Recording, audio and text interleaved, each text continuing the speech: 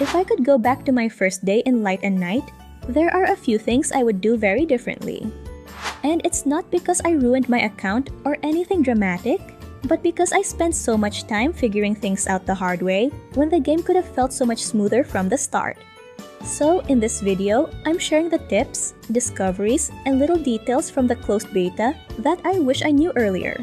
Because some of them completely changed how I play, and one of them caught me so off guard that I genuinely couldn't believe I'd missed it. Let's start with my first mistake, and that is not playing or pushing the story to the most that I can really early on. And I know this is a hot take because it's different for everyone, but hear me out. During CBT, there were only a limited number of days, exact days, to claim the login rewards, and with the tumultuous launch, I was only able to log in late at night and was unable to reach the part of the main story that unlocks the feature that you can claim it. Had the developers not changed the rules and given the rewards a day earlier, I would have missed it. Needless to say, I didn't make the same mistake twice when the game launched in open beta. But that's only the first case. The next one is much more important if you're trying to speedrun Jialusu or Xiaming Xing, since their date features only unlock by Chapter 7 and 8, respectively. Chapters in the main story require you to reach certain levels, and unfortunately, leveling up requires patience because there will be a lot of waiting.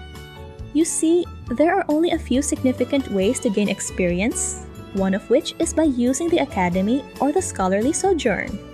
And one of its features is the auto study, where experience and other rewards automatically accumulate over time up to 12 hours. The operative word being 12 hours.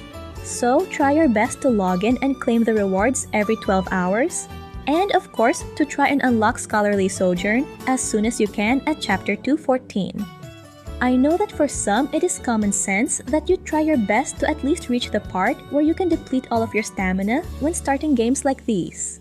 And I just want to double down on it.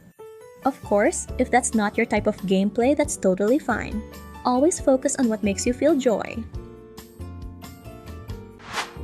Moving on to my next mistake, which is selecting choices in the main story haphazardly, and if that's your jam, that's okay too. It just took me a while to realize that each chapter ending will result in you interacting with different love interests. For example, in Chapter 1 you get the light ending. Here you'll experience the ending with Xiaoyi. Then in the second chapter you get the night ending. You'll get to experience it with Lu Chen. I know there are light and night endings for each chapter, but I didn't know that I missed out on some colorful dialogue with my bias. If you have a favorite, you'd want to interact with them the most. So this time around, I always choose with intent. I could only go so far as a free-to-play gamer, but here are the love interests for each ending I've unlocked. And if you've passed this point in the story, feel free to share it with the community in the comments below. Oh, and don't worry, if you missed an ending, there's this item called Retrospection Ripple that lets you see the other ending. You can buy it from the shops. My next mistake is leveling up whichever bond is available or convenient. What I didn't know is that the resources, like the heart bottles and coins, are pretty scarce or limited in this game. I would go as far as saying that it's even lesser compared to Love and Deep Space. At least that's how I felt. Let me explain. While you can get resources from every aspect of the game, the main story, dailies, shops, you only get a minuscule amount. It's not proportionate to the number you need to level multiple bonds, especially in higher levels. One way to get a significant number is through the encounter feature. However, this is limited by the number of daily attempts. Yes, attempts, not just stamina. It resets every day, but I still feel that it's lacking. Now, why is this important? We've established earlier that to proceed in the main story, you would need to reach certain levels at the start of each chapter, but what we didn't mention is that the main story consists of alternating stories and battles. If you are unable to complete a battle, you will stay there until you're able to do so, and reaching specific levels will be the least of your worries. As a free-to-play gamer, It is within expectations to be a bit slower in terms of progressing through the main stories, but at the same time, we have to be smarter on what bonds we can level up. So, with the limited resources, try your best to find a favorite 4-star and above bond and stick with it. The reason why I included 4 stars is because when you get duplicates of the same bond, you'll unlock more skills, which means higher potential damage compared to 5 and 6-star bonds that do not have duplicates. If you are planning on spending and getting duplicates of 5 and 6-star bonds, then it's definitely better to target those instead. But if you're going to be a free-to-play or light spender, then getting duplicates of 4 stars is much more achievable. And the easiest ones to get duplicates of are the free ones you get over the course of the main story. You'll only get 1 from the story, but then you can get duplicates as you pull in the banners. The 4 stars are easier to get.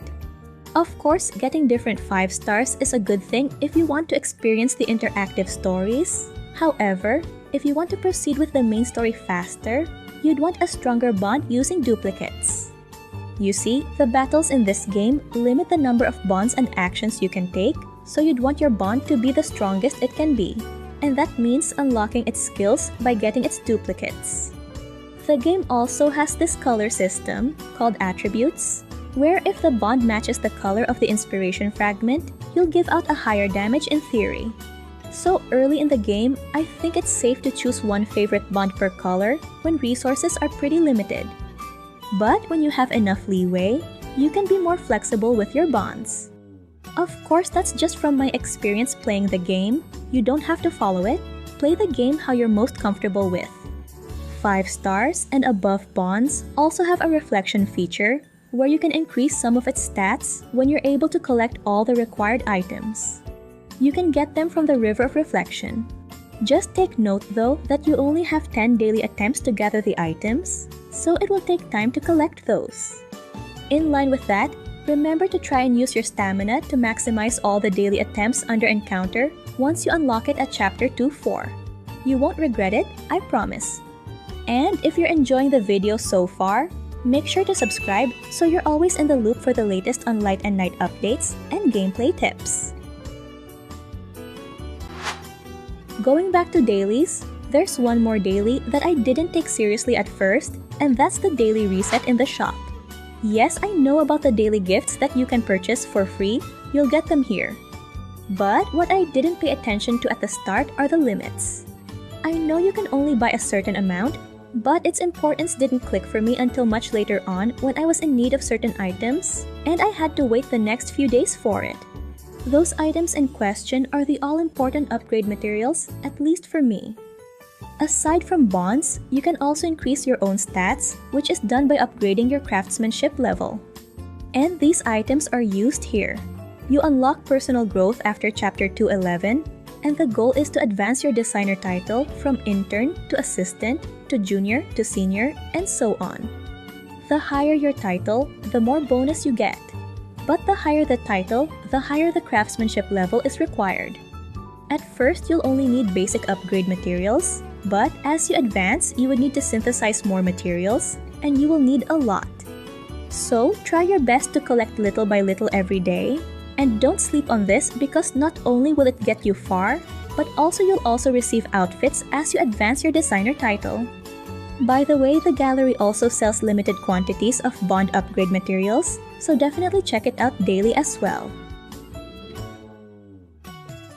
And now that you know which beginner mistakes to avoid, and if you haven't tried the game yet, I played the English closed beta, and a few things genuinely surprised me. So, if you're curious about the gameplay, the systems, and what new players should expect, click on that video next.